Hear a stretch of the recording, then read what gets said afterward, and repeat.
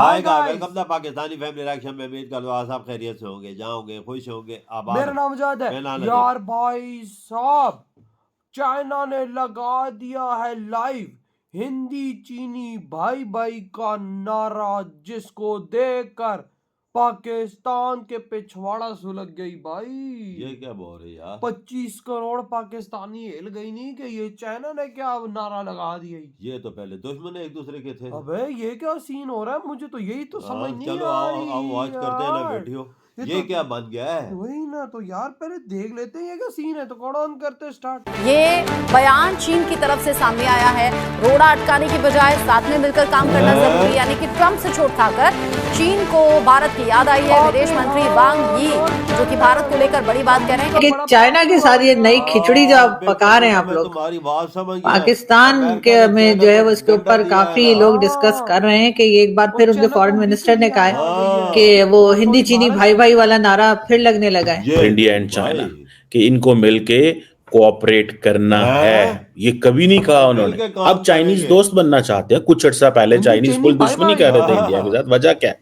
लेकिन आप ये देखें कि दो ऐसे कंट्रीज यानी चाइना और भारत अपने कॉन्फ्लिक्ट्स रिजॉल्व कर सकते हैं और अब इस बात पर भी एग्री कर सकते हैं। ये एक बहुत कैलकुलेटिव मूव है। 25 करोड़ ये पाकिस्तान एक मैसेज देने के लिए है शी जिनपिंग नहीं यार। को, you are not the boss anymore. चीन भारत को एक ऑफर भी दे रहा है? है, ऑफर चीन के साथ आने का और मिलकर काम करने ये का। देखो चीन जी। के विदेश मंत्री वांग यी ने कहा कि चीन और भारत को ऐसे साझेदार होना चाहिए जो एक दूसरे की सफलता में चाइना ने भी बड़ी देखा अजीब मुझे बात की है अमेरिका ने वैसे डंडा दिया चाइनीज कि हाथ फॉरेन रखने वाला मिनिस्टर इंडिया ने। ही है। इसका मतलब तो ये है कि समझो यार। चाइनीज जो है वो अभी समझते तो हैं कि बहुत इंडिया का चीनी इन्फ्लुएंस भाई बहुत ज्यादा भाई। ग्लोबल साउथ में बढ़ गया।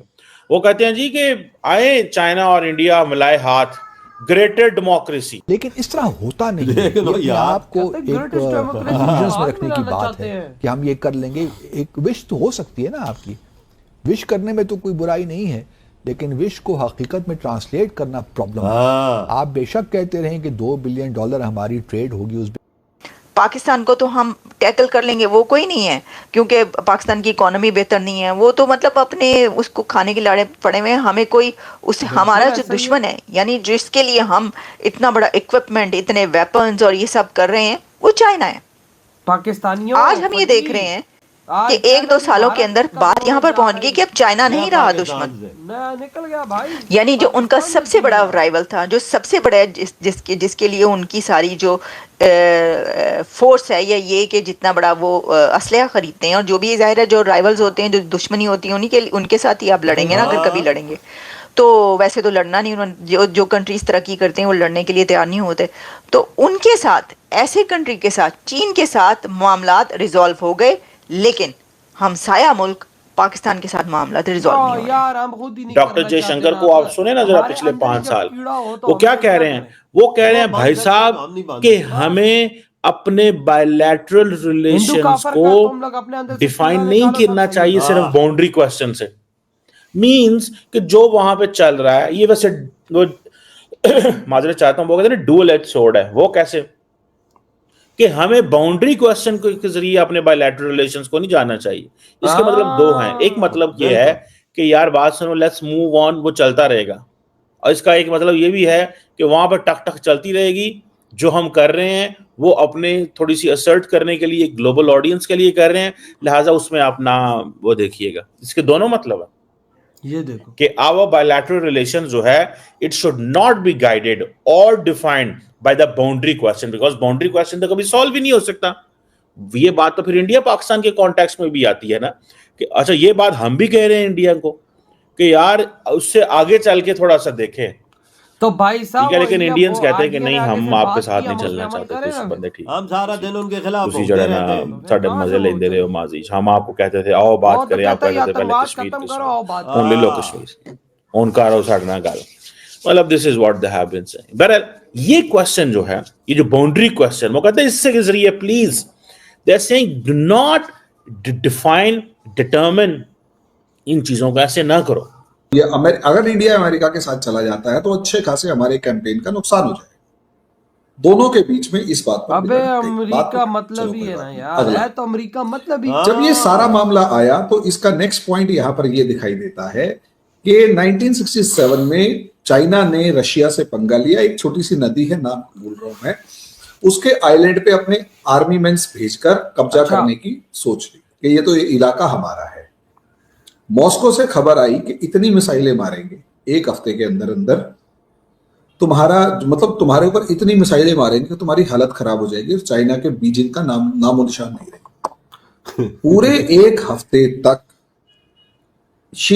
माओ जेडोंग से लेकर जितने भी बड़े लीडर्स थे वो सारे के सारे बीजिंग से गायब थे, अंडरग्राउंड थे, किसी की भी पब्लिक अपीयरेंस नहीं थी। चाइना ने सॉरी बोला, हालत खराब हो गई, तब जाके मामला थोड़ा सा सेटल हुआ। उसके बाद चाइना अमेरिका की गोद में जाके बैठ गया और वो जो भी मामला कट टू 2025 में उसके जस्ट बाद आज पहली बार ऐसा हो रहा है 1967 के बाद कि भाई साहब कि इस बार अमेरिका की तरफ से एक धमकी आई और डोनाल्ड ट्रंप की तरफ से जो धमकी आई है ना वो बड़ी मजेदार है। आपको रिलेशंस बेहतर करने पड़ेंगे। इंडिया भी 5वीं बड़ी इकोनॉमी है दुनिया की, इंडिया तीसरी बड़ी इकोनॉमी बनने जा रहा है। तीसरी बड़ी इकोनॉमी के साथ आप ऐसा नहीं कर सकते कि आप अपने ताल्लुकात बेहतर ना रखें, आप ये कहेंगे जंग करनी है, नहीं कर सकते जंग आप इस तरह, तो फिर बेहतर नहीं है कि ताल्लुकात अच्छा पब्लिक को खुशहाल करें। देखिए कंट्रीज के ये जो दोनों है ना, चाइना और इंडिया के बीच जो ये मामला, इससे दोनों कंट्रीज के जो पब्लिक है उसको फैसिलिटेट किया गया है हर तरीके से। जितने भी स्टेप्स उठाए गए हैं यात्रा से लेकर सब कुछ, उसमें किसका फायदा है? पब्लिक का। बिल्कुल भाई साहब, इधर हुई है वीडियो। मैं तो एक बात में वजह हैरान, जो चाइना को डंडा दिया ही ना अमेरिका ने, सीधा भाग गई इंडिया के कदमों में। वो यार जहाँ सांस निकाला इंडिया में, वो कहता ही भाई हिंदी चाइना भाई भाई भाई, वो उसका फॉरेन मिनिस्टर बोल रही, कहता ही हम नहीं चाहते भारत से लड़े, हम चाहते हैं आपके साथ ऐसे हमारे रिलेशन हो जैसे भाई हिंदी चीनी भाई भाइयों वाले। यार ये देखो यार बजाज, मुझे एक बात समझ में आई, ये पाकिस्तानी खोपड़गंजे जो हैं, पाकिस्तानी खोपड़गंजे एक नंबर के, ये जो हमारे सरों पे बैठे हुए हैं, इन्हें क्या बात नहीं समझ आती। हमारी गांडों में इन्होंने डंडे दिए हुए, क्यों दिए हुई है? यार वो अपने तलकार ठीक कर सकते, हम क्यों नहीं कर सकते? तो भाई वही तो बात है, हम तलकार ठीक करेंगे तो हम पैसा किधर से कमाएंगे?